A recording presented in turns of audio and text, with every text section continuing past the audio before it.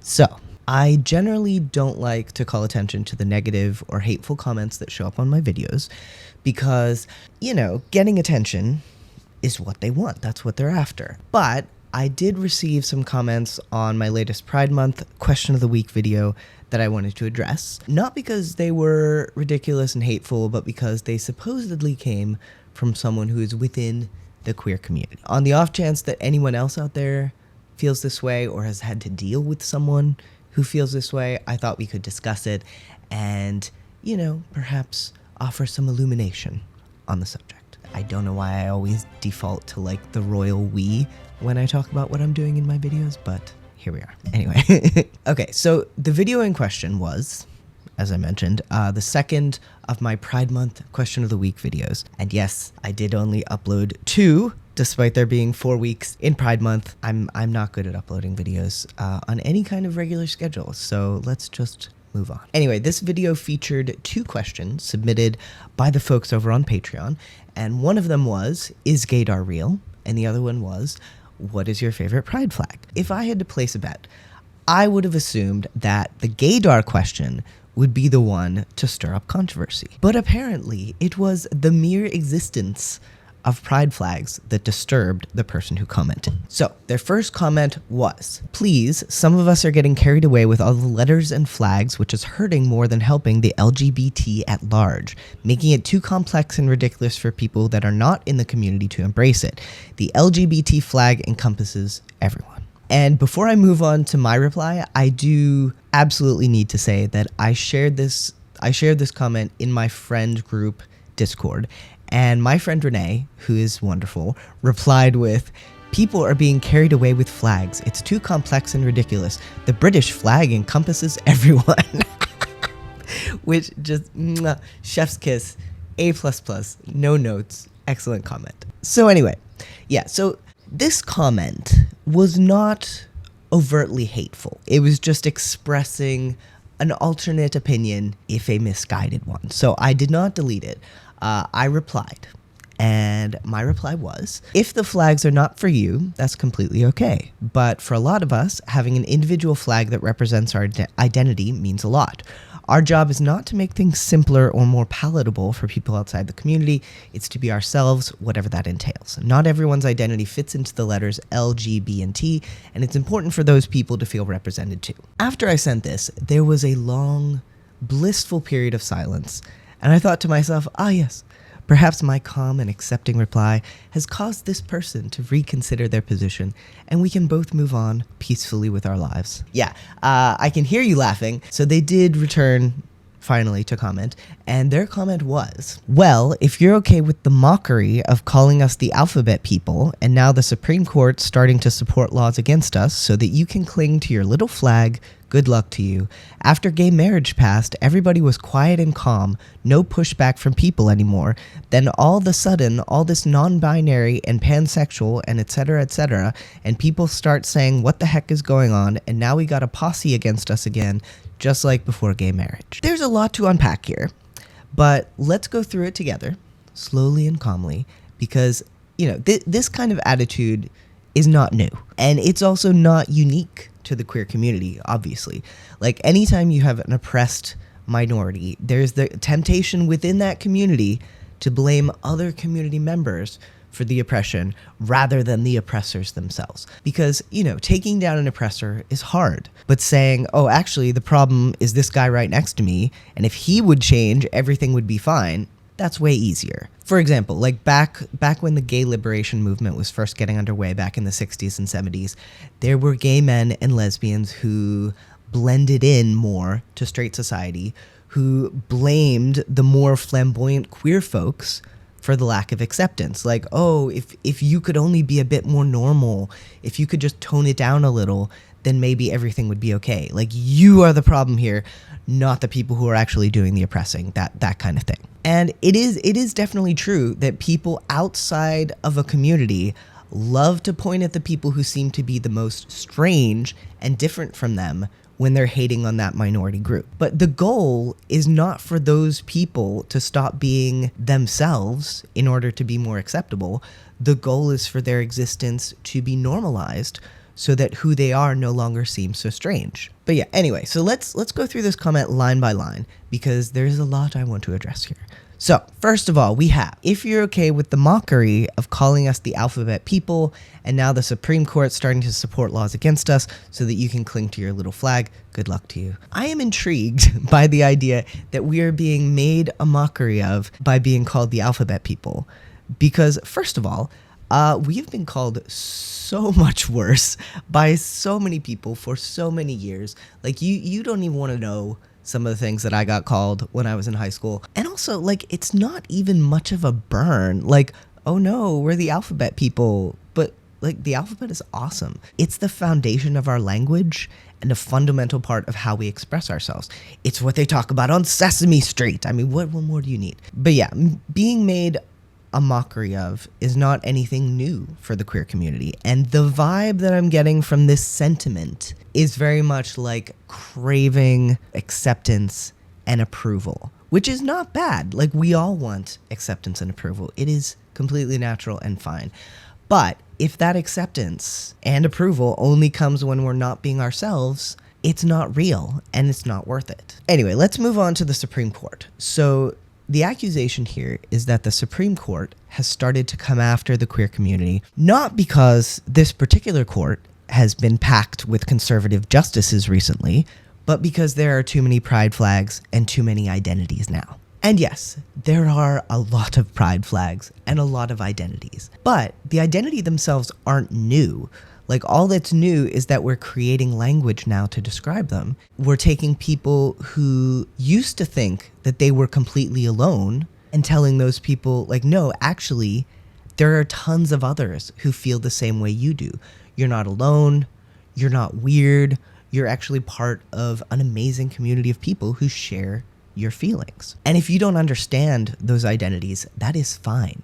If you don't want to label yourself super specifically and just want to use broader words like gay, lesbian, bisexual, trans, that's fine. I mean, it's like I am not an art student.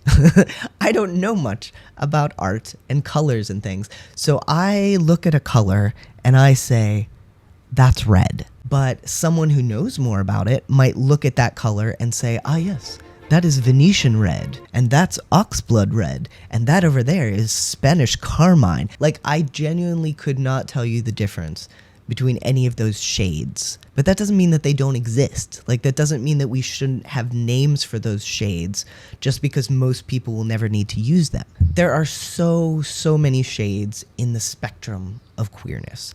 And if you want to say, oh, hey, I'm gay, or hey, I'm queer, and that's enough for you, that's totally fine. Or, like, if you don't want to use any label at all, that is also fine. But for some people, being able to say with pinpoint accuracy, hi, I'm a demisexual, panromantic trans man, me, by the way, it just feels so good. Because after a lifetime of not knowing who you are, of trying to figure out who am I, what am I, being able to finally just confidently apply language to it and also find a community of people who also identify the same way, it's life-changing. It is amazing. So yeah, anyway, moving on. The next bit of the comment was especially interesting to me. And it was, after gay marriage passed, everybody was quiet and calm, no pushback from people anymore. Then all of a sudden, all this non-binary and pansexual and et cetera, and people start saying, what the heck is going on? And now we've got a posse against us just like before gay marriage. Okay, so I would first like to address the after gay marriage passed, everybody was quiet and calm, no pushback from people anymore. And I'm going to try to reply to this without sounding too patronizing. But are you sure? Are you sure about that? Are you sure there was no pushback?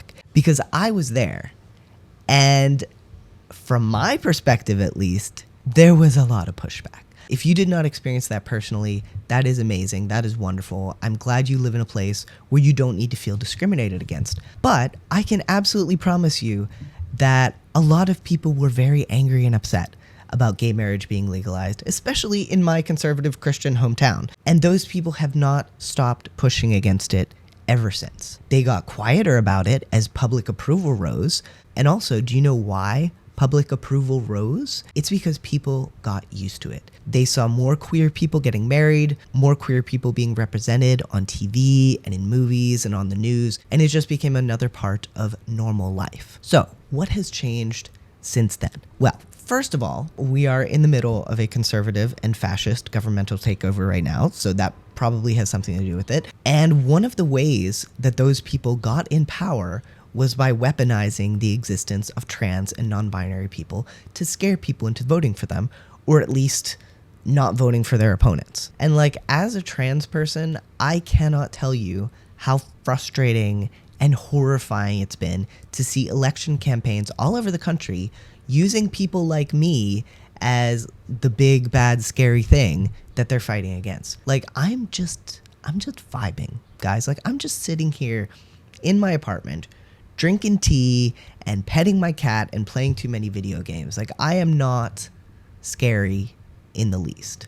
And yet, for a lot of people, my existence was enough to terrify them into voting a certain way, into electing someone who we could say is doing a lot of harm to everyone, not just the queer community. But this isn't about that in particular. It's about blaming other people in your own community for the oppression you all share. It's the idea that you personally don't deserve oppression for your identity, but they do because they're just too different and you're the right amount of different. You know, it's such an incredibly hypocritical position, but it's one that we see just again and again. It reminds me a lot, for example, of a country, not naming any names, that is literally full of immigrants and in fact was founded by immigrants. Its entire existence is based on people from other places coming here and building a life for themselves. And that same country is now hating on the more recent immigrants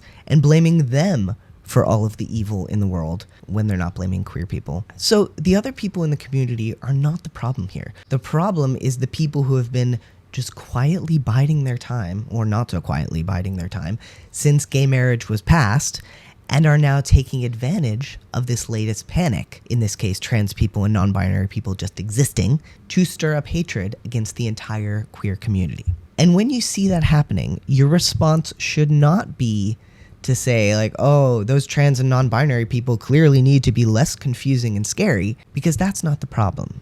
We are not the problem. And if we look back at history, again, this is exactly the kind of treatment gay men and lesbians were getting really not all that long ago, like just a few decades ago. I mean, I was there. I remember there was a lot of like, but think of the children and slippery slope and all of the worst arguments imaginable. But the community kept fighting and being loud and proud about who they were. And that visibility, along with increased representation in the media, slowly normalized their existence. And we got to the point where suddenly saying something homophobic got a person a lot of backlash. So they stopped doing it so much. And for some people, their views on the subject actually did change. Like maybe one of their loved ones came out to them. Maybe they saw someone on TV who they really liked who also happened to be queer. Or, you know, maybe they just sat down and thought about it for 2 seconds and realized that hating someone for who they are is not a good look. Whatever the case, it all starts with visibility and representation, not with squashing our identities to be more palatable. So, yes, here are my main points. Handy summary of this video. Number 1. You don't need to understand every single identity out there to support people's right to be who they are and to label themselves however they want. They can be super vague, they can be super specific. That's fine, that's up to them. You can be red or you can be vermilion with a splash of cranberry and carmine. We're all still in the same color wheel, so let people identify however they want. Number 2, it's not the fault of the people within an oppressed community that they are being oppressed. And blaming them, saying, oh, if only you weren't so blank, everything would be fine, that accomplishes nothing. And I would argue actually moves us farther away from our actual goal, which is normalization and acceptance. Number 3, the world is a scary place right now. And I know it's tempting to try to put blame on someone or something, to say like, oh, if only this, then everything would be fine. But life is so much more complex than that, and pointing fingers at each other is pretty much the most damaging, least productive thing we can do as a community. Like, this is the time to support and protect each other, not to tell people to tone down who they are. That doesn't do any of us any good. Gaining acceptance for yourself and then turning around and being like, okay, well, that's all we need. We're good.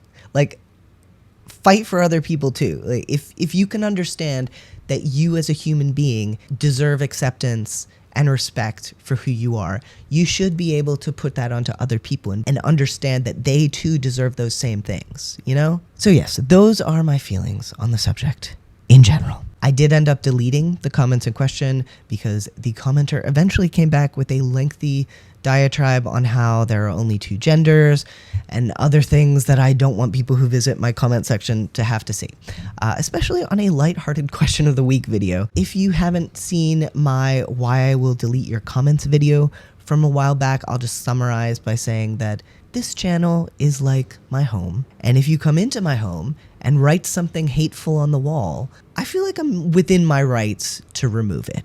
So please keep any comments kind and respectful, because if you don't, I will delete your comment and I won't feel bad about it. Okay, well, this has stretched on a lot longer than I thought it would, so I'm going to finish up here, but thank you so much for watching. Please continue to be the amazing person who you are, even if other people don't get it or if other people think it's weird. You deserve a space to be you, and you deserve to be accepted and respected for that. And don't listen to the people who say that you should tone it down or you should be more like everybody else. And it's not easy to be yourself a lot of the time. I definitely know that. But if you're not being yourself, it just makes everything worse. And we deserve to be able to be who we are without feeling like there's something wrong with that. So, okay, anyway, that's all from me. Have a wonderful day or night or whatever time of day it is right now. I'll see you next time.